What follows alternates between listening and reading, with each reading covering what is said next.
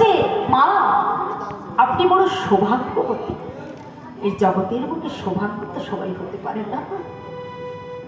কেমন সাধনা করে যে না পাওয়া যায় অনায়াসে, তাই আপনি লাভ করলেন। ইনি কি জানেন? এই যে ছবিটা দেখে আপনি অজ্ঞান হয়ে পড়েছেন, ইনি কে? ইনি হচ্ছে দ্বিতীয় সন্ত সদ্গুরু শ্রী শ্রী হুজুর মহারাজ। আপনি এক কাজ করুন, এনাকে একটা চিঠি লিখুন। তো বাংলা জানে না, হিন্দিতে। এই বলে মনমোহিনী দেবী চলে গেল বাড়িতে। মনমোহিনী দেবী গুরুদেবের ছবিটা দেখে মনে ভক্তি শ্রদ্ধা এলো যে আমি এই গুরুদেবকে আমি চিঠি লিখবই। আমার হিন্দি শিখতে হবে, কিছু হিন্দি বই কিনবে। হিন্দি শিখে হিন্দিতে চিঠি লিখলেন গুরুদেবের কাছে।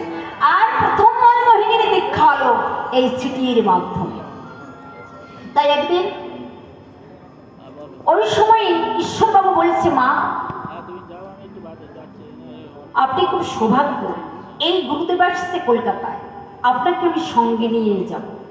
যথাকালে ঈশ্বরবাবুর সাথে মনমোহিনী দেবী আমার কলকাতায় ওই গুরুদেবকে দর্শন করতে যাচ্ছে।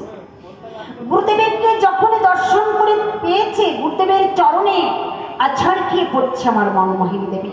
জীবন্ত সদ্গুরু সাক্ষাৎ লাভে মনমোহিনী দেবী আজ ধন্য হয়ে গেল।